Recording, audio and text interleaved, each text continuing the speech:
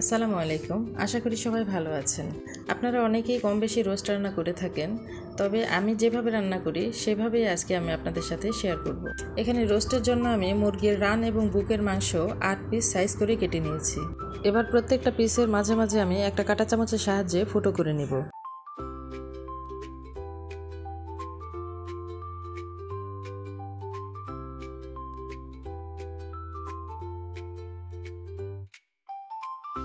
সবগুলো পিস ফুটো করা হলে এবার এতে আমি 1 চামচ পরিমাণ লবণ ও 1 চামচ পরিমাণ আদা বাটা দিয়ে ম্যারিনেট করে রাখবো 10 মিনিটের মতো।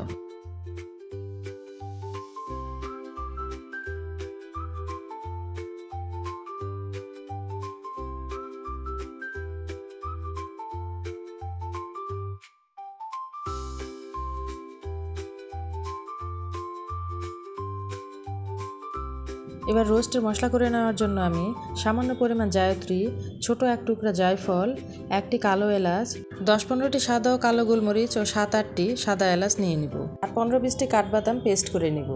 এবার শুকনো মশলাগুলো একটি তাওয়াতে একটু গরম করে নিব।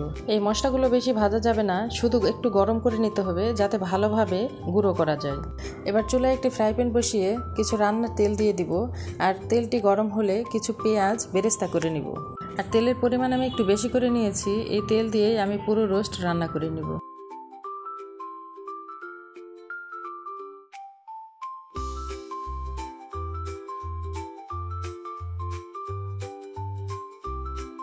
আমার পেঁয়াজ বেরেস্তা করা হয়ে গেছে। এখন একই তেলে আমি ম্যারিনেট করা মুরগির মাংসগুলো হালকা করে ভেজে নিব।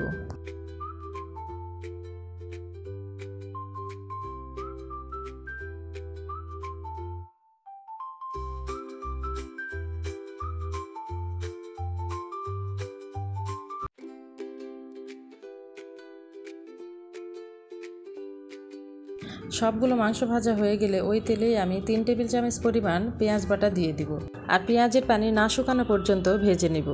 এখন এতে অ্যাড করে দিব 2 টেবিল চামচ পরিমাণ আদা, রসুন ও জিরা বাটা। মশলা যাতে না পুড়ে যায় তাই সামান্য একটু পরিমাণ পানি দিলাম। আরও এতে অ্যাড করে দিলাম 1/2 চা চামচ পরিমাণ ধনিয়া বাটা, স্বাদমতো লবণ ও 1 টেবিল চামচ পরিমাণ শুকনো মরিচের গুঁড়ো। সবগুলো মশলা ভালোভাবে কষিয়ে নিয়ে এখানে দিয়ে দিব আগে থেকে বেটে রাখা কাঠবাদাম বাটা। এখন সব কিছু খুব ভালোভাবে কষিয়ে নিব মশলা থেকে তেল বের হওয়া পর্যন্ত। দেখুন আমার মশলা থেকে তেল বের হয়ে গেছে আর এই পর্যায়ে আমি অ্যাড করে দিব 4 টেবিল চামচ পরিমাণ টক দই। আর টক দই দেওয়ার আগে অবশ্যই একটু ভালোভাবে ফেটে নেবেন আর চুলার হিট একদম লোতে নিয়ে রাখবেন। টক দই দিয়ে কিছুক্ষণ জাল করার পর দিয়ে দিব 1 টুকরা দারুচিনি ও ভেজে রাখা মশলাগুলো। এবার চুলার হিট বাড়িয়ে দিয়ে পরিমাণ মতো পানি দিব আর বলক ওঠা পর্যন্ত ঢাকনা দিয়ে ঢেকে রাখবো। খুব বেশি পানি দেওয়ার দরকার নেই। এখানে মুরগি সেদ্ধ হতে যতটুকু পানির দরকার ততটুকু দিলেই চলবে। পানিতে বলক এলে আমি মুরগির মাংসগুলো দিয়ে কিছুক্ষণ রান্না করে নিব।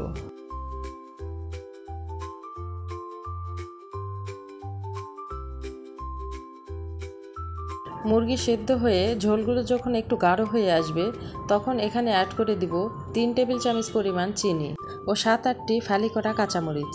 5 মিনিটের মতো রান্না করে নিয়ে এখানে আরও দিব 2 টেবিল চামচ পরিমাণ গুঁড়ো দুধ। গুঁড়ো দুধ দিলে রোস্টের কালার এবং স্বাদ দুইটাই ভালো আসে। আপনারা চাইলে গুঁড়ো দুধটি আলাদা করে গুলিয়ে নিয়েও দিতে পারেন। আমার রোস্ট রান্না হয়ে গেছে আর সবশেষে দিয়ে দিব 2 টেবিল চামচ পরিমাণ ঘি আর আগে থেকেই করে রাখা পেঁয়াজ বেরেস্তাগুলো।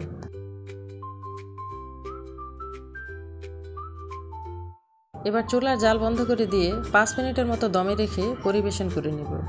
আশা করি আজকের রেসিপিটা ভালো লেগেছে আর ভালো লেগে থাকলে অবশ্যই বাসায় ট্রাই করবেন আর লাইক ও কমেন্ট করতে ভুলবেন না। এতক্ষণ আমাদের সাথে থাকার জন্য ধন্যবাদ।